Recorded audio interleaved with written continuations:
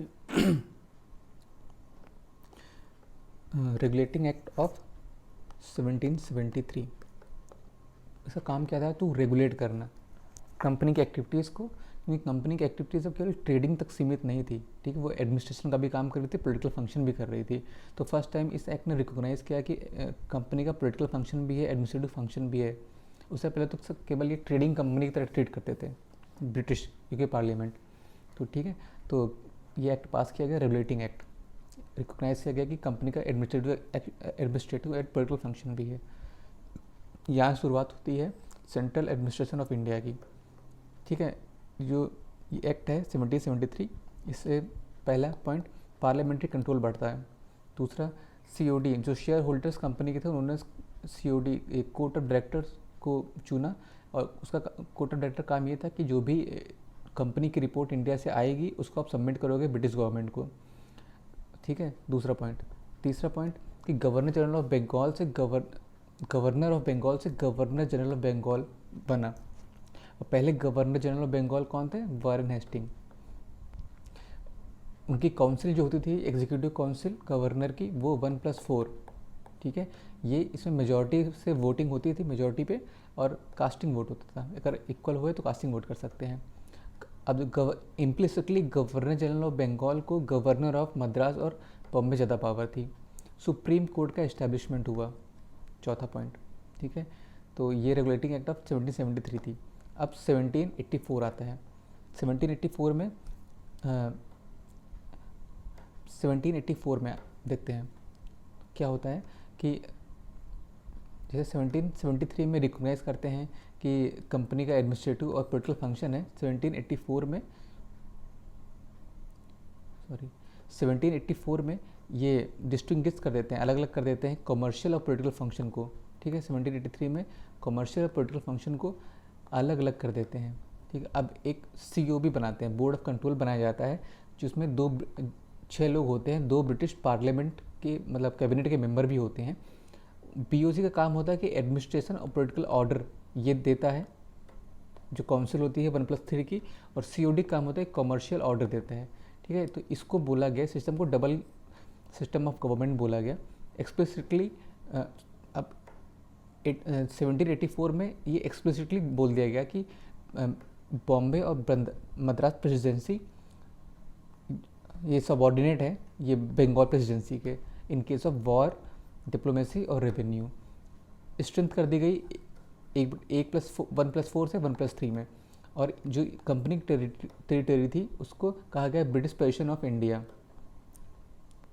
Charter act of 1793, इसमें company की जो मोनोपोली है 20 साल बढ़ा दी गई, और बोर्ड ऑफ कंट्रोल को पैसा मतलब तनख्वाह मिलती थी कंपनी के रेवेन्यू से, और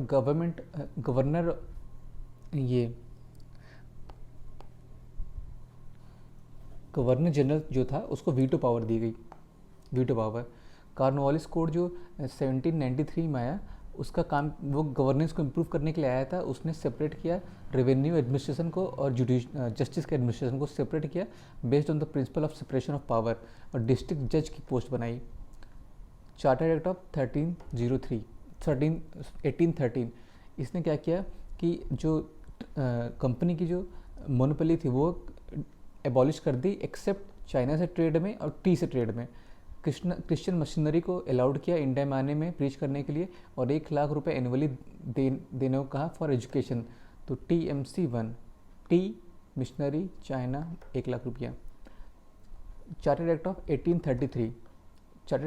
1833, इसमें एबॉलिश कर दिया कम्प्लीटली जो मोनोपोली थी सारी की सारी। अब यह देखो, सेंट्रलाइजेशन ऑफ एडमिनिस्ट्रेशन हुआ, सेंट्रलाइजेशन ऑफ लेजिस्लेशन हुआ। तो ये पीक पर था। कैसे सेंट्रलाइजेशन ऑफ एडमिनिस्ट्रेशन हुआ? गवर्नर जनरल ऑफ इंडिया बना, पहले गवर्नर जनरल ऑफ बंगाल से गवर्नर जनरल ऑफ इंडिया बना। विलियम बेंटिक पहले गवर्नर जनरल ऑफ इंडिया थे 1837 में।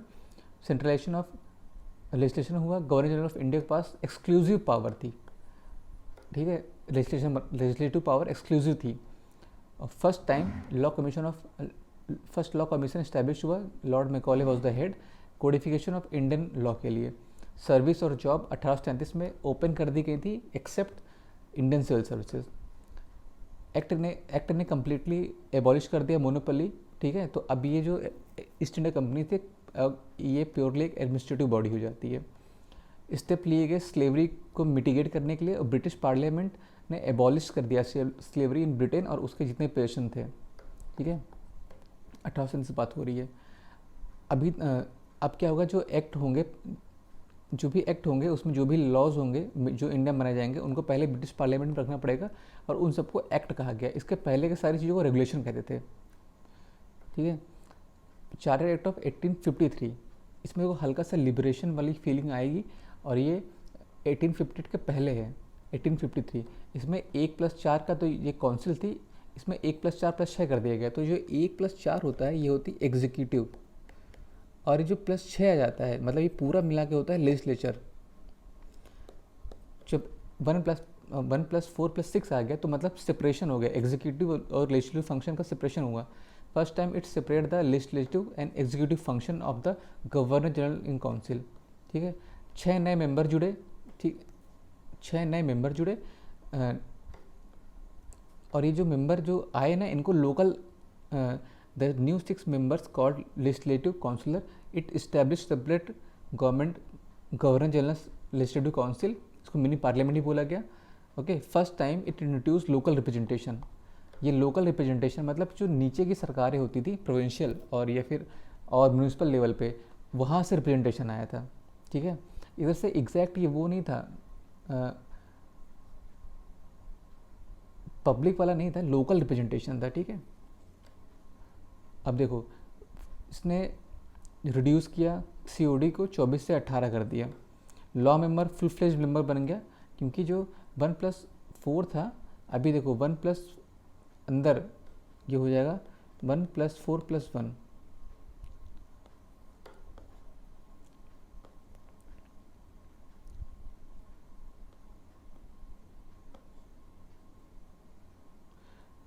Law member full fledge member बन जाता है।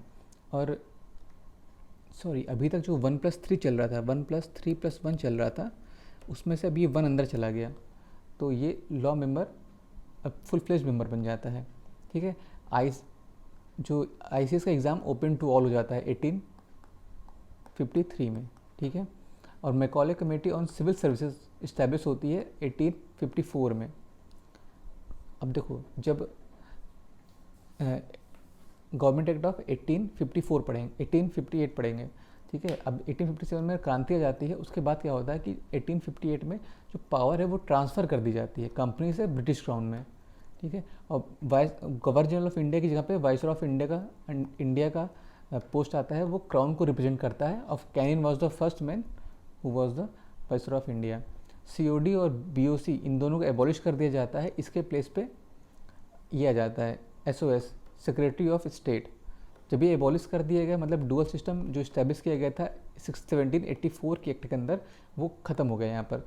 और SOS क्या होता था, ये कैबिनेट का मेंबर था, responsible to UK parliament, London में रहता था, एडवाइजरी काउंसिल इसको एडवाइस करती थी।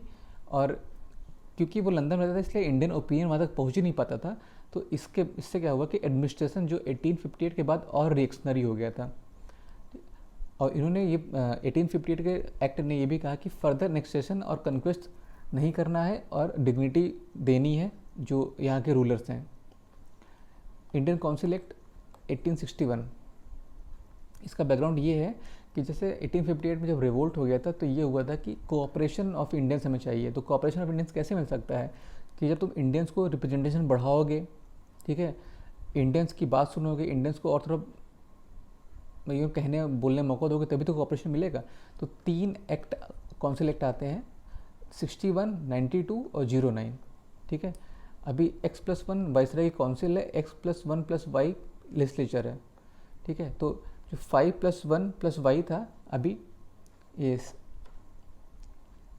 सॉरी यहाँ जो हम कह रहे थे कि ये जो 5+1 है, एक्चुअली यहाँ पे ये लिखना चाहिए, ये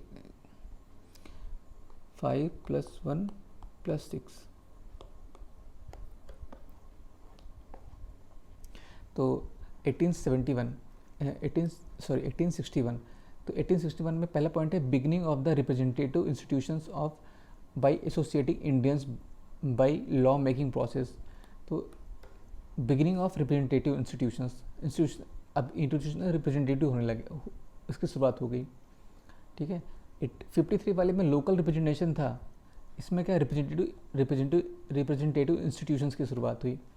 वायसराय, अब देखो ये जो 3 एक्ट हैं 61, 92, 09, इन तीनों में ही डायरेक्ट इलेक्शन नहीं है, ठीक है। डायरेक्ट इलेक्शन 1919 में आया था पहली बार,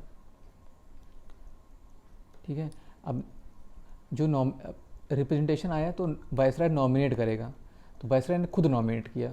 राजा, देखो नॉन ऑफिशियल मेंबर ही रहेंगे, जो ये मेंबर्स होते थे x1 + x + y, जो y में जो नंबर होते थे उसमें कुछ ऑफिशियल और कुछ नॉन ऑफिशियल।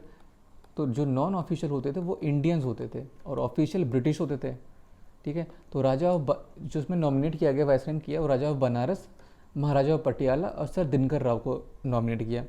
उसके बाद देखो डिसेंट्रलाइजेशन का प्रोसेस स्टार्ट हुआ 1861 से डिसेंट्रलाइजेशन का प्रोसेस स्टार्ट हुआ। सेंट्रलाइजेशन का प्रोसेस पीक पे था 1833 पे, ठीक है। और जब ये गवर्नर जनरल ऑफ इंडिया की पोस्ट आती है और गवर्नर जनरल ऑफ इंडिया को एक्सक्लूसिव पावर होती है लेजिस्लेचर के लिए, तब ये पीक पे था। अभी डिसेंट्रलाइजेशन प्रोसेस स्टार्ट होता है, तो इसके स्टार्ट होने कैसे पता चला स्टार्ट होता है कि पहला पॉइंट कि restoration of legislative power of Bombay Madras का जो लेजिस्लेटिव पावर थे रिस्टोर कर दिए गए। दूसरा पॉइंट कि जो प्रोविंशियल लेजिस्लेटिव काउंसिल है वो 3 जगह और इस्टेब्लिश की गई, बंगाल में, नॉर्थ वेस्टर्न फ्रंटियर प्रोविंस में, पंजाब में, ठीक है। तीसरा पॉइंट, ये पोर्टफोलियो सिस्टम लाया गया। पोर्टफोलियो सिस्टम क्या था कि ये जो मेंबर होते थे 1 + 4 + y, ये सारे मेंबर्स में किसी को भी कोई पोर्टफोलियो दे दिया जाएगा, गवर्नर के वायसराय के एवज में वो डिसीजन ले सकता है, ठीक है। इशू ऑफ ऑर्डिनेंस इशू करने का पावर दिया गया 1861 वाले में, ठीक है। 1861 में इशू ऑर्डिनेंस करने का पावर दिया गया। अभी जो मेंबर जुड़े हैं, जो पहली बार जो एक्सपेंशन हुआ, मतलब दूसरी बार एक्सपेंशन हुआ, पहली बार तो 1853 में एक्सपेंशन हो चुका है, दूसरी बार एक्सपेंशन हुआ 1853 में। देखो ये एक्सपेंशन हुआ ना, 6 मेंबर आए। तो अभी क्या है कि 1861 में जो दूसरी बार एक्सपेंशन हुआ तो उसमें कोई पावर खास दी नहीं गई। ये एडवाइजरी बॉडी थी मेंबर्स की, नो डिस्कशन ऑन फाइनेंशियल और important issues without prior permission of government, no control over budget, no control over executive, और बिल भी किसी को चर्चा नहीं कर सकते थे, ठीक है। अभी इसी में ही थोड़ी पावर मिलेगी आगे चल के। अभी काउंसिल एक्ट 1892 आया, इसमें क्या है, जो वाई की वैल्यू बढ़ा दी गई, मतलब एक्सपेंशन हुआ 10 से 16 मेंबर का। एक्सपेंशन में क्या हुआ कि अभी भी देखो, अभी भी ऑफिशियल मेजॉरिटी, मतलब ऑफिशियल मतलब ब्रिटिश लोग, ये वाई में ऑफिशियल नॉन ऑफिशियल दोनों होंगे, नॉन ऑफिशियल इंडियंस होंगे, ऑफिशियल ब्रिटिश होंगे। अभी भी देखो जो ऑफिशियल मेंबर्स में बोथ सेंट्रल में और प्रोविंशियल में लेजिस्लेटिव काउंसिल में दोनों में ही ऑफिशियल मेजॉरिटी रहेगी अभी भी। अब देखो लेकिन क्या है कि इनको पावर दी गई इन मेंबर्स को कि तुम बजट डिस्कस कर सकते हो और क्वेश्चन को एड्रेस कर सकते हो, addressing question to the executive, question पूछ सकते हो, बट अभी भी वोट नहीं दे सकते, अमेंडमेंट नहीं ला सकते और सप्लीमेंट्री क्वेश्चन भी नहीं पूछ सकते, ठीक है। 92 वाले में 1861 फिर 92, इसमें तो बजट के बारे में क्वेश्चन ही नहीं पूछ सकते थे। 92 वाले में क्या है कि क्वेश्चन पूछ सकते हो बट सप्लीमेंट्री क्वेश्चन नहीं पूछ सकते हो। अभी देखो 1902 में सप्लीमेंट्री क्वेश्चन भी पूछ सकते हो, ठीक है। सप्लीमेंट्री क्वेश्चन नहीं पूछ सकते, क्वेश्चन ही नहीं पूछ सकते, एक क्वेश्चन पूछ सकते, सप्लीमेंट्री नहीं पूछ सकते, इस सप्लीमेंट्री पूछ सकते हो, ठीक है। अभी देखो 1892, इसमें क्या हुआ था कि जो नॉमिनेशन हुआ था, जो वैसा नॉमिनेट करता था, 1861 में जो नॉमिनेट किया था उसमें तो उसने किसी की सलाह नहीं ली थी, केवल डायरेक्ट खुद से नॉमिनेट किया था। बट 1892 वाले में जो नॉमिनेट करेगा वो based on the recommendation of certain body, उसके रिकमेंडेशन से नॉमिनेट किया गया। तो एक तरह से इसमें एक लिमिटेड इनडायरेक्ट इलेक्शन का मतलब फ्लेवर आ गया। तो सबसे पहली बार लिमिटेड इनडायरेक्ट इलेक्शन कब आया? 1892 में। बट इलेक्शन शब्द कहीं मेंशन नहीं किया गया इन समय पूरा, ठीक है। अब देखो 1992 में तो सेपरेट इलेक्टोरेट आ ही गया था, तो इलेक्शन शब्द मेंशन हो गया। बट 1892 में इलेक्शन लिमिटेड इनडायरेक्ट इलेक्शन हुआ, बट इलेक्शन वर्ड का ही मेंशन नहीं हुआ, ठीक है। अब इंडियन काउंसिल एक्ट 1909, ये मॉन्टेमिडो रिफॉर्म भी बोलते हैं। इसमें फेमस इस चीज़ के लिए सेपरेट इलेक्टोरेट हुआ मुस्लिम्स के लिए। फर्स्ट टाइम एग्जीक्यूटिव काउंसिल में एक मेंबर है सत्येंद्रनाथ सिन्हा, ठीक है। और इसमें देखो अभी भी इसमें जैसे कहता है कि 1892 में कहता है कि जो ऑफिशियल मेजॉरिटी है वो सेंटर और प्रोविंशियल दोनों में ही रहेगी, बट 1909 वाले में ये कह दिया गया कि ऑफिशियल मेजॉरिटी आप सेंटर में तो रहेगी अभी भी, लेकिन इस प्रोविंशियल में चाहो तो नॉन ऑफिशियल मेजॉरिटी भी कर सकते हो, ठीक है। और यहाँ पर मेंबर को सप्लीमेंट्री क्वेश्चन अलाउड कर दिया गया। और more resolution on budget, move resolution on budget, budget पर रेजोल्यूशन मूव कर सकते हैं ये लोग, ठीक है। तो फर्स्ट टाइम डायरेक्ट इलेक्शन हुआ 1919 में, और फर्स्ट टाइम इनडायरेक्ट इलेक्शन हुआ 1992 में, लेकिन इलेक्शन वर्ड मेंशन नहीं है। और 1909 वाले में तो इलेक्शन वर्ड मेंशन है ही जब इलेक्टोरेट की बात कर दी है तो। 1919 दो याद रखो। अभी क्या है कि 1919 बैकग्राउंड क्या था कि अगस्त 1917 में ये कहा गया था कि हम रिस्पॉन्सिबल गवर्नमेंट लाएंगे इंडिया में, ठीक है। तो रिस्पॉन्सिबिलिटी की तरफ चल रहे हैं। अब रिस्पॉन्सिबिलिटी मतलब क्या है कि पावर का ट्रांसफ़र शुरू होगा, धीरे धीरे सब्जेक्ट शुरू होंगे, उस पर सब्जेक्ट पर हम जो काम करेंगे उसके लिए रिस्पॉन्सिबल होना पड़ेगा, ठीक है। अब देखो 1919 का जो एक्ट था उसमें पहले क्या था कि सेपरेशन ऑफ सब्जेक्ट्स किया गया, सेंटर सब्जेक्ट अलग, स्टेट सब्जेक्ट अलग, दो। फिर डायरकी लाई गई प्रोविंसेस में। प्रोविंसेस में डायरकी लगी मतलब रिजर्व सब्जेक्ट और ट्रांसफर सब्जेक्ट। रिजर्व सब्जेक्ट में जो गवर्नर के थ्रू एडमिनिस्टर होंगे उसमें वो रिस्पॉन्सिबल नहीं रहेगा। ट्रांसफर सब्जेक्ट जो रहेगा वो मिनिस्टर के थ्रू एडमिनिस्टर होंगे, उसमें वो रिस्पॉन्सिबल रहेगा टू द लेजिस्लेटिव काउंसिल। तो डायरकी में रिस्पॉन्सिबिलिटी बढ़ती है, इसीलिए पहले तो प्रोविंसेस में लाए, पहले सेंटर में नहीं ला सकते। सेंटर थोड़ी तुरंत रिस्पॉन्सिबल बना दोगे, पूरा एम्पायर भी देखना है तो पहले प्रोविंसेस में डायरेक्ट लाओ, ठीक है। फिर बाई कैम्ब्रलिज्म सेंटर में आया, ठीक है। अब उसके बाद इलेक्टोरेट, सेपरेट इलेक्टोरेट को एक्सटेंड किया गया, सिख में, क्रिश्चियन में, एंग्लो इंडियन में, यूरोपियन में। ICS एग्ज़ाम इंडिया में भी कराया जाएगा। फिर डायरेक्ट इलेक्शन फर्स्ट टाइम हुआ इसमें, ठीक है। ICS एग्ज़ाम का फर्स्ट टाइम सबके लिए कब ओपन हुआ? 1953 में, और इंडिया में भी कराया जाएगा 1919 में, ठीक है। सेंट्रल पब्लिक सर्विस कमीशन का इस्टेब्लिशमेंट हुआ बाद में, ये 1935 वाले में ये हट जाता है, ठीक है। सेंट्रल पब्लिक सर्विस कमीशन यहाँ इस्टेब्लिश हुई फर्स्ट टाइम। अब यहाँ पे पहली बार क्या हुआ कि प्रोविंशियल बजट को सेपरेट किया गया सेंट्रल बजट से 1919 में, ठीक है। अभी देखो गवर्नमेंट ऑफ इंडिया एक्ट 1935, ये बेस है ये RTC राउंड टेबल कॉन्फ्रेंस जो हुई थी उस पर, सामिन कमीशन में, और रिपोर्ट जो वाइट पेपर था उस पर। पहला प्रोविजन क्या था? ऑल इंडिया फेडरेशन बनेगा, ऑल इंडिया फेडरेशन बनेगा जिसमें प्रोविंसेस को और प्रिंसली स्टेट को भी शामिल किया जाएगा। नोट करने वाली बात ये है कि ये फेडरेशन कभी बन नहीं पाया, एंड क्योंकि प्रिंसली स्टेट ज्वाइन ही नहीं किए। और हिडन स्ट्रेटजी ये थी ब्रिटिशर्स की कि प्रिंसली स्टेट को ये जो नेशनलिस्ट हैं इनके अगेंस्ट लाया जाए, ठीक है। गवर्नमेंट ऑफ इंडिया 1935 में ऑल इंडिया फेडरेशन की बात हुई। फिर डिवीजन ऑफ पावर किया जाएगा, फेडरल, प्रोविंशियल, कॉन्करेंट, और जुडिशरी पावर, जो बची हुई पावर वायसराय के अंदर रहेगी। डायरकी ऑफ सेंटर में लाया गया 1919 में, क्या है डायरकी ऑफ प्रोविंस में लाया गया। अभी क्या है कि सेंटर में लाओ, तो सेंटर में वही सेम चीज़ है, रिजर्व सब्जेक्ट, ट्रांसफर सब्जेक्ट में रिस्पॉन्सिबिलिटी रहेगी, responsibility to the legislative council, और रिजर्व सब्जेक्ट में कोई रिस्पॉन्सिबिलिटी नहीं है। प्रोविंस में ऑटोनॉमी लाई गई। अब डायरकी के बाद अगला स्टेप है ऑटोनॉमी लाना। उसका मतलब ये हुआ कि रिस्पॉन्सिबिलिटी सारे मैटर्स में आ जाएगी, ठीक है। सेपरेट इलेक्टोरेट की को और एक्सपेंड किया गया, डिप्रेस्ड क्लास को दिया गया, वुमेन को दिया गया, लेबर को दिया गया। इससे पहले वाले में साले रिलीजन में जा रहा था, या फिर यूरोप और एंग्लो में। इस बार डिप्रेस्ड क्लास, वुमेन, लेबर, इन सबको दिया गया। कैम्ब्रलिज्म लाया गया 1919 में, तो कैम्ब्रलिज्म सेंटर को दिया गया था, इस बार प्रोविंसेस में आया, 11 में जैसे 6 लोगों में दिया गया। RBI इस्टेब्लिश हुई, establishment of federal provincial establishment of federal provincial and joint public service commission का इस्टेब्लिशमेंट हुआ, और सेंट्रल पब्लिक सर्विस कमीशन का हट गया। फेडरल कोर्ट इस्टेब्लिश हुआ 1937 में। यहाँ पर कोई भी डोमिनी स्टेटस की बात नहीं हुई है अब तक।